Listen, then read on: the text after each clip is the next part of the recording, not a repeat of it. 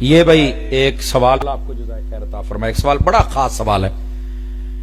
سوال یہ ہے کہ ہماری جو عوام ہے نا اہل سنت کی، ان کو ذرا یہ بھی بتا دیں کہ خارجی اور رافضی لوگوں کے ساتھ کیسا تعلق رکھنا ہے۔ پہلے میں تانوں خارجی دساں تے رافضی، اور انج دساں بھی منٹ ہی تانوں سمجھ آ جائے۔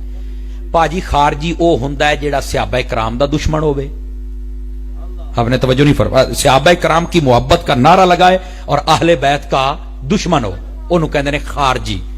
رافضی او ہوندا ہے جیڑا اہل بیت دے نعرے لاوے تے صحابہ کرام دا دشمن ہوے۔ سمجھ آ رہی ہے میری بات؟ اسا موٹی جئی نشانی مدا چھڈی، موٹی جئی، سمجھ آئی نا؟ جو ایسا بندہ جو صحابہ کا دشمن ہو وہ بھی ہمارا لگتا کچھ نہیں، اور جو اہل بیت کا دشمن ہے وہ بھی ہمارا لگتا کچھ نہیں، اس کے ساتھ ہمارا کوئی تعلق نہیں ہے۔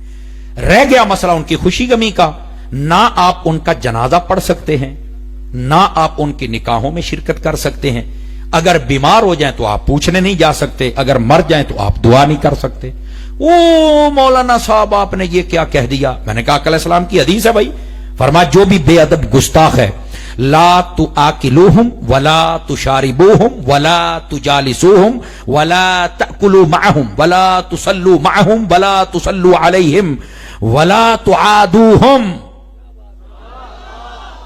یہ اعلیٰ حضرت صاحب رحمۃ اللہ علیہ فتح رضویہ شریف میں حدیث کو لکھا ہے، اس کا آگے پیچھے کا مضمون بھی لمبا ہے لیکن میں نے مقصد کے کلمات سنا ہے تاکہ لذت بڑھ جائے۔ فرمایا جو گستاخ بے ادب ہو، فرمایا نہ اس کے ساتھ بیٹھ کے کھانا کھانا ہے، نہ پانی پینا ہے، نہ کھلانا ہے، نہ پلانا ہے، یہ بھی سن لیں۔ فرمایا بیمار ہو جائے تو پوچھنے نہیں جانا، نماز پڑھ رہے ہوں تو پیچھے نماز نہیں پڑھنی،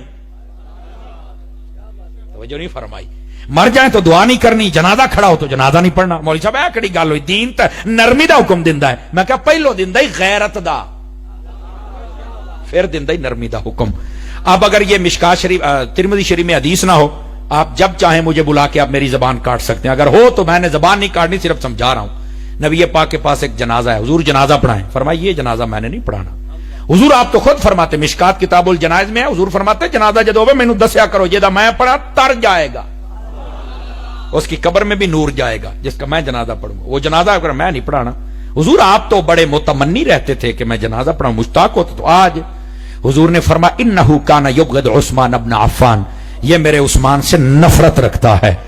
اس کا مطلب ہے جو عثمان سے نفرت رکھے، مطلب صحابہ کرام سے، نہ اس کا جنازہ، اور جو حسنین کریمین مولا مرتضی سیدہ بطول پاک خاندان اہل بیت سے جو نفرت رکھے، نہ اس کا جنازہ۔ اور سن لو، کبھی تو اپنے دل کے اندر یار اس معیار کو پیدا کرو نا۔ آخری حدیث سنا کے میں بات ختم کر رہا ہوں۔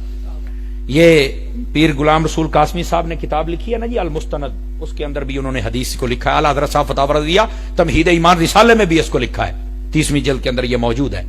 نبی پاک صلی اللہ علیہ وسلم آپ نے پوچھا، اس کے اندر مفہوم کا تھوڑا فرق ہے لیکن سنیے، آقا نے پوچھا ای الاعمال احب الی اللہ تعالی، حدیث ہے بھائی، غور سے سنیں اپنی باتیں بند کر کے، کون سا عمل ہے اللہ کی بارگاہ میں جو سب سے پسندیدہ ہے؟ قال قائل، ایک شخص کھڑا ہوا، اس نے کہا الصلاۃ، وہ نماز ہے۔ فرما ہاں یہ بہت عمل اللہ کی بارگاہ میں پسندیدہ ہے، پر اید تو بھی تکڑا دس، اس تو بھی تکڑا دس۔ اس نے کہا جی قال قائل الزکات، ایک پھر کھڑا ہوا، اس نے کہا جی وہ زکات ہے۔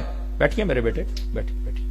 اس نے کہا وہ زکات ہے، تو پھر کیا فرمایا؟ فرما ہاں یہ بھی ہے، پر اید تو بھی تکڑا دس۔ قال قائل، پھر ایک کھڑا ہو گیا، اس نے کہا جہاد، وہ جہاد ہے، فرما ہاں جہاد، اس تو بھی تکڑا دس جو اللہ کی بارگاہ میں پسندیدہ۔ تو وہ کہنے لگے کریم آج آپ ہی بتائیں نا کہ آپ کیا کہنا چاہتے ہیں۔ فرمایا احب الاعمال الی اللہ تعالی، جو اللہ کی بارگاہ میں سب سے زیادہ پسندیدہ عمل ہے نا وہ یہ ہے الحب للہ والبغض فی اللہ، کسی سے محبت کرو تو اللہ رسول کے لیے کرو، اور کسی سے نفرت کرو تو اللہ رسول کے لیے کرو۔ کبھی تو اپنی زندگی کا یہ معیار بھی بنانا۔ سمجھ آ رہی ہے میری بات کی؟ اپنے دل کے اندر دیکھو جس سے میں یاری لگا رہا ہوں یہ کیسا بندہ ہے۔